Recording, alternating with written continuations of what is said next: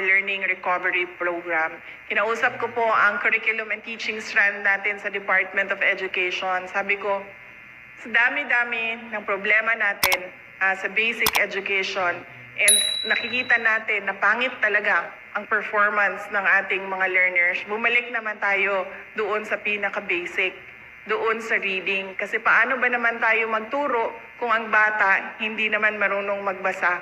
Paano ba naman tayo magturo kung ang bata ay nakakabasa nga pero hindi naman naiintindihan kung ano yung binabasa niya? Paano ba naman tayo magturo kung ang bata marunong nga magbasa pero wala naman siyang analysis and critical thinking? Kaya sabi ko sa kanila, kung paulit-ulit natin na gawin kung ano yung ginagawa natin na solusyon at nakikita naman natin.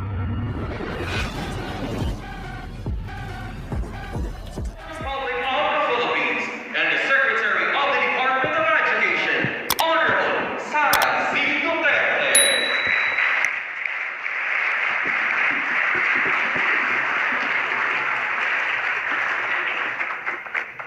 Thank you. Please take your seats.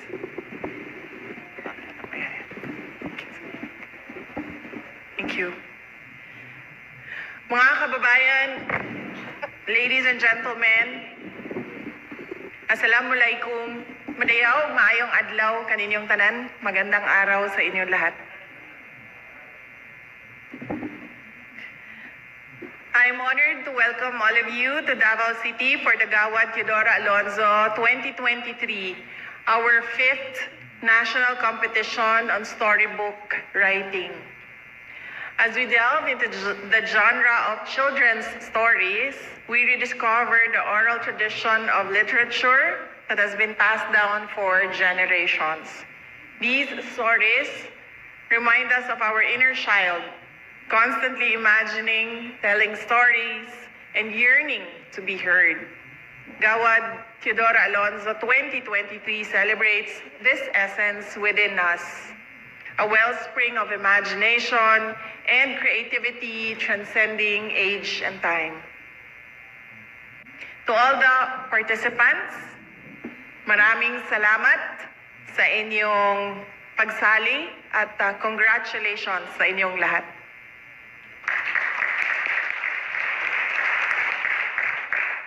Your remarkable work inspires imagination. You are now builders of dreams and new worlds and molders of young minds. Nahiya naman ako sa announcement ni Yusek Gonong kanina na alam niyo, sumulat lang talaga ako dahil sumulat ako ng libro dahil na-inspire ako noong naimbitahan ako na mag-storybook reading sa isang paaralan dito sa Davao City. Dahil noong ikinento ko sa kaibigan ko na meron akong storybook reading, he reminded me, sabi niya, please pick a book that is written by a Filipino. Yan yung sabi niya. Naisip ko, nung gabi na yon, bago yung storybook reading, sabi ko, matagal ko naman na din talaga gusto sumulat, never found the inspiration kung ano yung isusulat ko. And then I said, I will try to write a story for the book reading, and nagawa ko nga yung isang kaibigan. Base na rin sa mga pinagdaanan ko sa buhay. These creative works that you've done will complement the matatag K-10 curriculum and add to our supplementary materials. Tinatanong ko nga kanina si Yusek Gonong, sabi ko, saan ba papunta yung mga pinaghirapan nila at ilang oras, ilang araw nilang ginawa, pinag-isipan at pinaghirapan na gawin. Sabi niya, we'll print it and distribute it. As creative writers, finding inspiration in our lives and the rich tapestry of our distinct culture is essential. By weaving universally relatable stories, we foster a sense of pride and shared understanding that transcends individual experiences as Filipinos. Your outstanding work will echo through generations of Filipino readers, and we are now honored to witness the birth of a new era of creativity and innovation.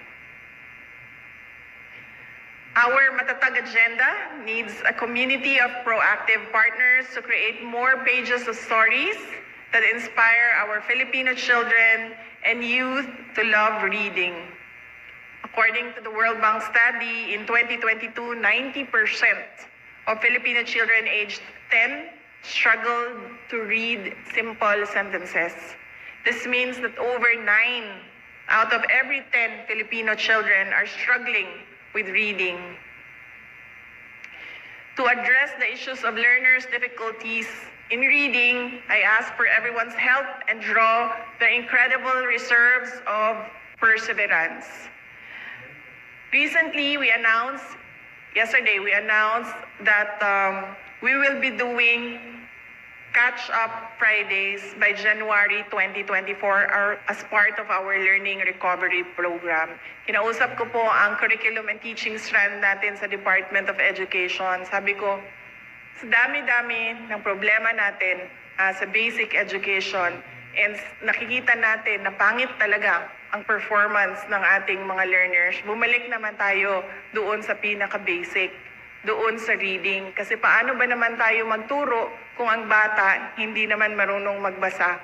Paano ba naman tayo magturo kung ang bata ay nakakabasa nga pero hindi naman naiintindihan kung ano yung binabasa niya? Paano ba naman tayo magturo kung ang bata marunong nga magbasa pero wala naman siyang analysis and critical thinking? Kaya sabi ko sa kanila, kung paulit-ulit natin na gawin kung ano yung ginagawa natin na solusyon, at nakikita naman natin since the 1990s, pangit ang performance ng ating learners, let's try to do something else. That is why I requested them, sabi ko, kung recovery ng learning losses ang ating gusto gawin, dapat huwag natin siya isabay doon sa kung ano yung current na dapat natutunan ng bata. Dapat we should allot time for the child to catch up kung ano yung kulang. That is why I requested them to revise the class schedules and to allot Fridays as the catch-up Fridays or the catch-up day para sa lahat ng mga kailangan habulin ng bata. Para side by side, ginagawa natin kung ano yung dapat appropriate sa kanyang grade level, sa kanyang klase, at ginagawa din natin kung paano siya makakatch up doon sa kakulangan niya. I believe na yung pull-outs na ginagawa natin during class hours and yung mga 30 minutes na ina-allot natin after school, hindi siya enough para matulungan yung mga learners. That is why we really need to reserve one day para sa catch-up ng ating mga learners. And as I said, it should be applied to all, hindi lang sa mga non-readers, kasama ang mga slow readers, at kasama na rin doon sa mga marunong na magbasa. Kapag marunong na magbasa, we should level them up into essay writing, book writing, at mga iba pang activities na mag-ignite ng critical thinking and analysis sa mga bata. We must provide our children and youth with the tools to navigate in the 21st century. That is why this competition holds a special place in DepEd's heart as we celebrate the end of National Reading Month. Crafting stories is an excellent exercise for the mind and a proactive response to our nationwide campaign to mainstream and kindle a love for reading among our young minds. By encouraging our children to read and write their own stories, we nurture their creative spirits and give them tools to express themselves meaningfully. I commend the curriculum and teaching strand led by the Bureau of Learning Resources for steering Gawad Teodora Alonzo Awards 2023 and everyone involved.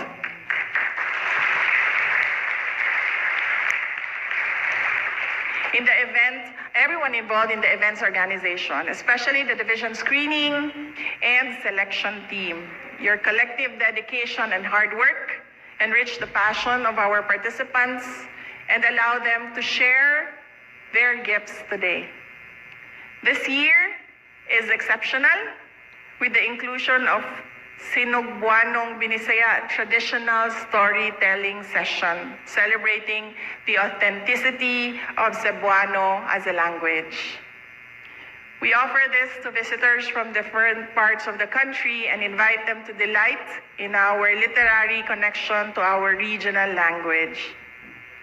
Thank you for paving the way for the next generation of storytellers and impacting our literary landscape. These stories are a testament to our students and educators' hard work and dedication, and we are proud to showcase their talents through this competition. By recognizing the brilliant minds within our education system, we encourage a culture of creativity and innovation essential for our students' growth and development. So I hope na hindi lang dito sa atin, sa loob ng kwarto na ito, ang inyong creativity, but make sure that you inspire your learners, the learners that we serve, to be like you, and even more sa kanilang pag-aaral at sa kanilang buhay.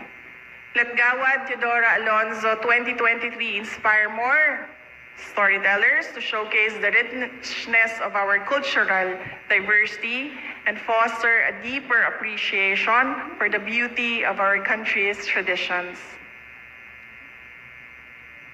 In the gentle rustle of turning pages, our children will find the heartbeat of our aspirations to build a literate nation. As we end National Reading Month through the power of storytelling, let us continue to nurture the creative spirits of our children and inspire them to chase their dreams fearlessly. Let us read, write, and dream. For in the magic of literature, our children will prosper and our nation's future will be stronger. Mga kababayan, patuloy po tayo maging matatag tungo sa pagtaguyod ng isang bansang makabata at mga batang makabansa. Ang lahat po ng ginagawa natin ay para sa Diyos, sa bayan at sa pamilyang Pilipino. Syukran.